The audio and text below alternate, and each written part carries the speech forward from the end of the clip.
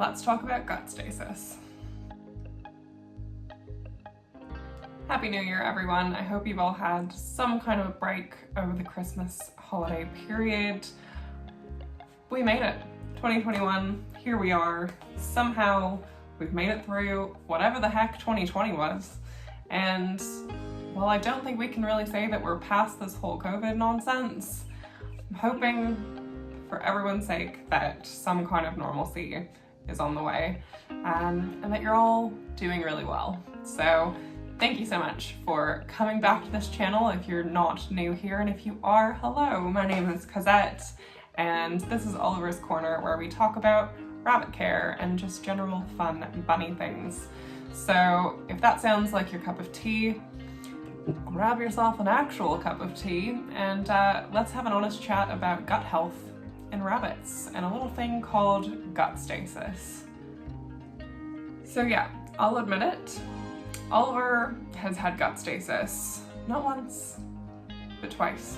And as a bunny parent, it's not something I'm overly proud of, but I think that it's something that we've learned a lot from, and every single time that we've gone through it, it has been horribly traumatic for poor Oliver, it's been traumatic for us, it's been obscenely expensive, and it is never something that you want your poor bunny to go through unnecessarily. So I'm hoping that I can pass a little bit of information on to you guys so that you can know what to look for, you'll know what to do if it happens, and even better, we can all learn to prevent this horrible thing. What in the heck is gut stasis? So if you're a bunny parent or you're looking into getting a bunny, this is something that's very, very important to know about. In a nutshell, GI stasis, otherwise known as gut stasis, really is just a blockage of their gastrointestinal area. So what that really looks like to a human eye is that your bunny will stop eating and they will probably stop doing poops or urinating. So those are certainly the telltale signs of something being very, very wrong with their little tummies. And unfortunately, there are a number of different things that can actually cause this, which is why it's so important to know the signs and to know what to do about it. Rabbits are prey animals, and they are very, very good at pretending that everything is fine, because in the wild, that is one of the many things that keeps them alive and stops them from getting eaten by predators. So it is in their best interest to seem as invulnerable as possible, and so they will hide their illnesses from you. So as a bunny parent, you have the extra special job of trying to get to know your bunny so well that as soon as anything starts to look off, you know straight away and you can get that veterinary attention that they need immediately.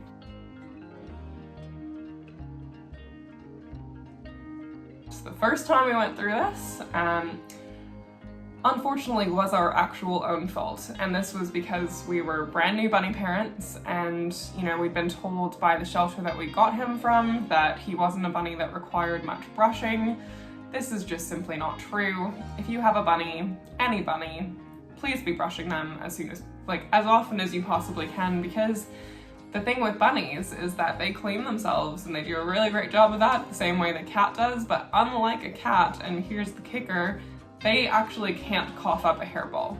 They actually don't have the ability to throw up at all. So if a rabbit ingests too much of their fur, they actually get a little fur ball stuck in their tummy, and that can fully cause the kind of blockage that will send them into GI stasis and can be fatal.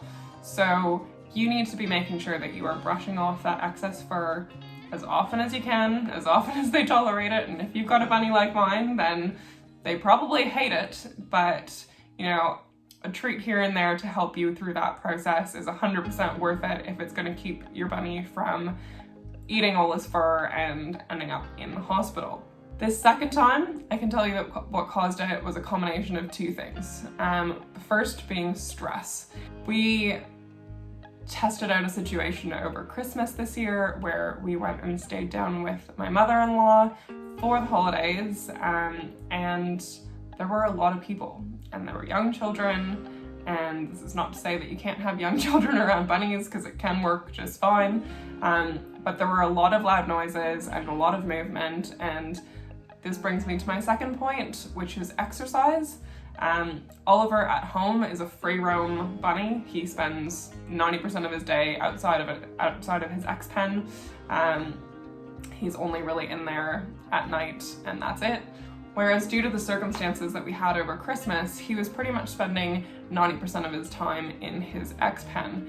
And he's not used to that, and he certainly was not enjoying that. It was very stressful for him, but it also meant that he wasn't getting anywhere near the exercise that he normally would be getting at home. And as a result of that, his little tummy had no ability to actually stretch out and get, moving the way that it normally would. And so the combination of additional stress and lack of exercise is really what got us here this second time. And as horrible as it sounds, it was a learning experience and certainly something that we are going to take notes from and try to avoid in future. And we just don't want to have to go through this again. So we will take notes and try to figure out a better plan for the next time, even if that just means giving him a little bit of exercise every day and allowing him to run around a room, which we did for most of the days that we were down there, which is why there wasn't an issue for most of the trip. But unfortunately there were a couple of days where there was just a crazy number of people and a dog and all sorts of situations that we felt it was necessary to keep him in his pen, and I think that frankly was a mistake. So please learn from my mistakes and make sure that your bunnies, even if they are in an X-pen, are provided with some kind of free roaming or run around time in their day, particularly if it's an environment that they're not used to, because you just need to be reducing this level of stress and providing them as much exercise as you can. I really hate to admit it because I just feel like the world's worst mom, and I think that's why I think it's so important to make this video and to just share this story with you guys so that you realize that, you might think that you're doing everything right, and yet one little thing might trigger your bunny to go horribly wrong. But I do think that it's good to, empower you guys with the information so that you know what to do if things do go wrong and what you can do to prevent it. And frankly, I know that with Oliver, as much as I can take credit for some of the mistakes that were made that caused him, to go through this situation twice, he is also a bunny, as I'm learning very quickly, who just didn't have the greatest start in life, certainly on a dietary standpoint, and who has a really sensitive stomach. So it may be that you've got a rescue bunny as well, or that you've made a radical change in the way that you care for your bunnies, and you just have to be mindful that their past history, much like with humans, if you're eating all the wrong foods as a child, you probably are going to be predisposed to a lot of, issues in your adult life, and it's exactly the same with bunnies. So you might be doing all the right things now, and you just have to be mindful that they may be more sensitive than other bunnies.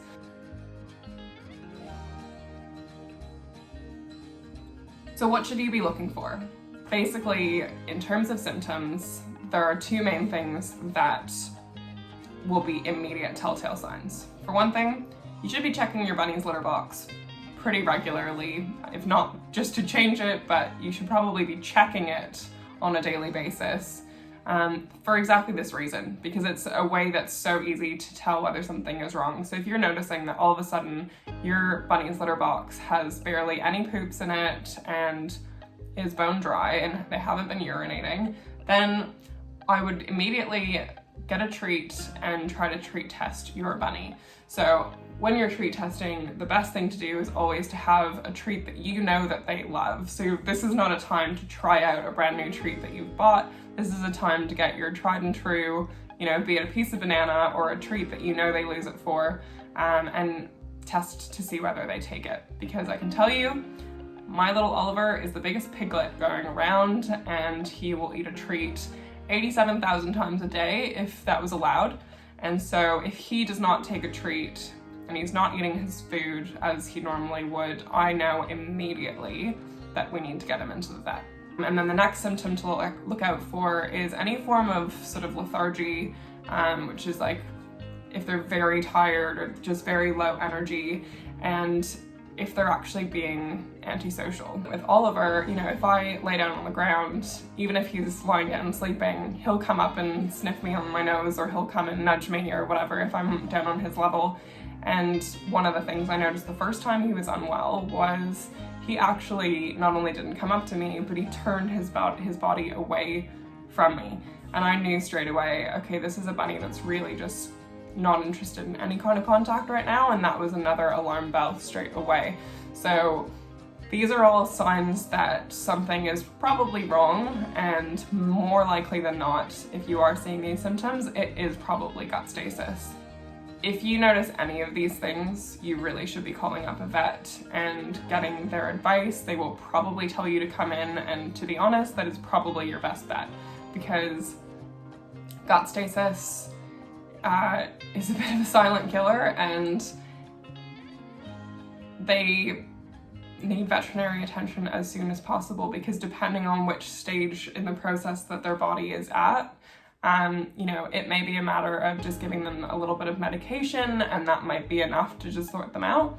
But otherwise, they may actually need to be kept overnight or throughout a whole day at the vet and put on a catheter and all of these different things that you just can't do at home no matter how much you try. So what can you do to actually prevent this? One of them is making sure that you've got a really great nutritious diet for your bunny. And then the other thing is making sure that you're brushing your bunnies as often as you can. So if they're molting, this should be, once or twice a day, really, because they molt like crazy and they wash themselves like crazy, and they could be ingesting a huge amount of fur. So making sure that you are absolutely brushing them like mad when they're molting, and when they're not molting, a couple of times a week. And obviously there are certain rabbits, if you've got a cashmere or an Angora, a long-haired rabbit, this is going to be a completely different ball game. But for my mini lop, who's got pretty short hair, it's still really, really dense fur, and there's a lot of it that needs brushing. So make sure that you are on a regular brushing schedule so that they're not ingesting their fur. Anytime you can, especially right after mealtime, that you're giving them some kind of a little belly massage, just to make sure that everything's feeling right, that you're not feeling any kind of little lumps or any sort of blockages, and that you're helping to get that food going, and just, they also kind of love it. Reducing any possible stressors. If you know that there's a room in your house that maybe has less noise or fewer people coming through it and just fewer stressors in general, maybe that's where your bunny should spend most of their time. And if you are going to a new environment, making sure that you are monitoring them as closely as you possibly can and trying to reduce those stressors where you can. And the other thing, quite frankly, is just letting them free roam. So obviously I am very aware that not everybody has a situation that allows their bunny to free roam 100%. But if you do have your bunny in some sort of an enclosure, you want to make sure that they do have some time in the day where they can free roam. If that's in a room, or if it's in your whole house, or if it's in a pen outside, always supervised. Make sure that they do get some time in the day that they can really exercise and stretch out their tummies, and get their binkies and zoomies going, because it's just so important for keeping their tummies regular. So I hope this has been helpful. I know this has been a super stressful situation for us to undergo and for poor Oliver to undergo, and I just really hope that you guys can learn something from our experience so that you can avoid having to go through it yourself, and so that if you do end up in the situation, you feel a little bit more equipped to know what to do and what to expect. So on that note, Happy New Year. I hope you guys have a happy and healthy 2021, and that if you haven't already done so, that you subscribed to our channel. I do post a video every Monday, and would love to have you guys come along for the ride. So make sure to like this video if you found it super helpful, and we'll see you next week.